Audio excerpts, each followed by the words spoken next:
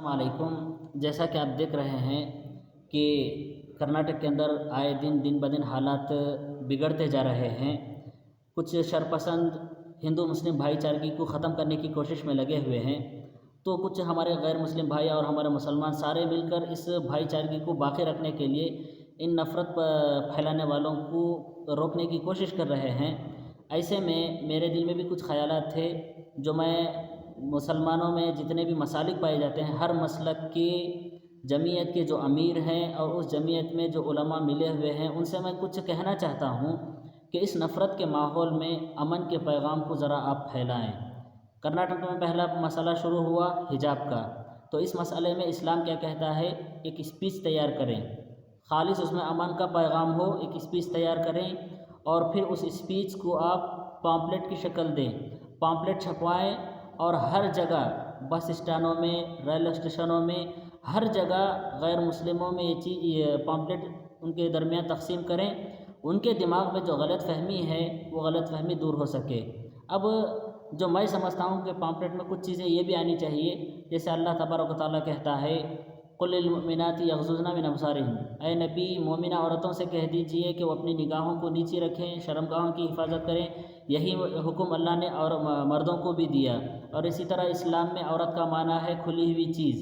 اللہ کے رسول فرماتے ہیں المرأۃ عورۃ فاذا خرجت استشرفها الشیطان، عورت کھلی ہوئی ہے، ضرورت ہے کھلی ہوئی ہے، جب وہ گھر سے باہر نکلتی ہے تو شیطان اسے منڈی اٹھا کر کے دیکھتا ہے۔ اسی طرح اسلام یہ کہتا ہے کہ عورت اگر اکیلی ہے تو کوئی مرد اس کے ساتھ تنہائی اختیار نہ کرے۔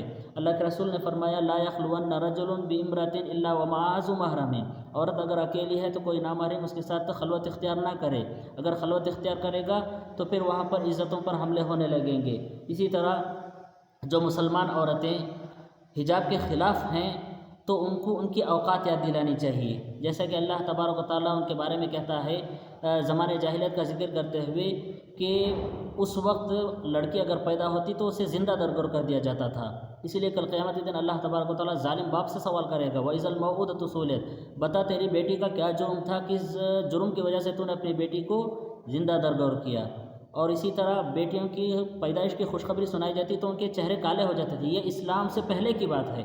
وَإِذَا بُشِّرَ أَحَدُهُم بِالْأُنثىٰ ظَلَّ وَجْهُهُ، جب ان کو بیٹیوں کی پیدائش کی خوشخبری سنائی جاتی تو ان کے چہرے کالے ہو جاتے تھے، تو ان کو ان کی اوقات یاد دلانی چاہیے۔ اور اسی طرح عبداللہ بن عباس کہتے ہیں کہ زمانے جاہلیت میں عورت جب حاملہ ہوتی، حالت زچگی میں ہوتی تو اس کے لیے ایک گڑھا کھود دیا جاتا اور اس کو لا کر کے اس قبر کے سرانے بٹھا دیا جاتا۔ اس وقت اگر وہ بچے کو جنم دیتی تو اس کو واپس گھر لے آتے، اور اگر بچی کو جنم دیتی تو دونوں کو قبر میں ڈھکیل کر دونوں کو زندہ دفن کر دیا جاتا تھا۔ تو یہ اوقات تھی ایک عورت کی، اسلام نے اس کو کیا مقام دیا اب آپ جان سکتے ہیں، اسلام نے اس کو بہت بڑا مرتبہ دیا ہے۔ تو ان عورتوں کو جو مسلمان ہو کر کے اسلام کے قوانین کے خلاف کھڑے ہوتے ہیں ان کو ان کے اوقات یاد دلانی چاہیے۔ اسی طرح حجاب نہ ہو تو اس کے کیا نقصانات ہوتے ہیں۔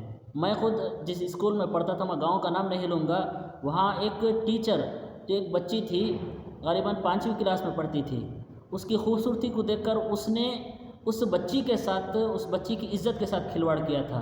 معلوم یہ ہوتا ہے کہ حجاب نہ ہو، سر پر دوپٹہ نہ ہو تو چہرے کی خوبصورتی کو دیکھ کر ہر کسی کے دل میں شیطانی حرکت سوچتی ہے، تو اسی لیے اسلام نے پردے کا حکم نازل کیا ہے۔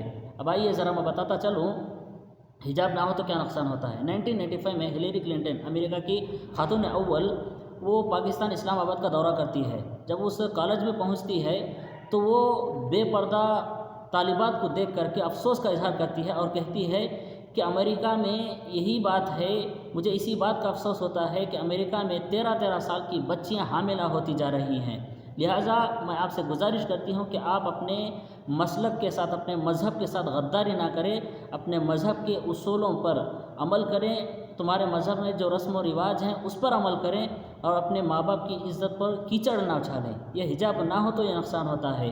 اسی طرح دہلی یونیورسٹی کی ایک طالبہ، کلکتہ کی رہنے والی 24 سالہ، اس کے ساتھ اجتماعی عصمت دری ہوتی ہے، تو اس کے بعد اس یونیورسٹی کے طلباء و طالبات دونوں مل کر کے احتجاج کرتے ہیں کہ لڑکے اور لڑکیوں کے آنے جانے کے راستے الگ ہونے چاہیے۔ تو اس کے بعد ماہرین نفسیات نے اس لڑکی کے ساتھ جو عصمت دری ہوئی اس کے بارے میں کہتے ہیں کہ لڑکی کے ساتھ اس وجہ سے عصمت دری ہوئی کیونکہ جذبات کو بھڑکانے والے کپڑے اس نے پہن رکھے تھے۔ معلوم کیا ہوا، جذبات کو بھڑکانے والے کپڑے پہنیں گے تو لڑکیوں کی عزتیں محفوظ نہیں رہیں گی، ان کے ساتھ ریپ کے واقعات ہوتے رہیں گے۔ تو اسی لیے اسلام نے عورت کو، ہماری بہن بیٹیوں کو حجاب کا حکم دیا ہے، تو حجاب ضروری ہے۔ پارٹ یہ 1 ہوا۔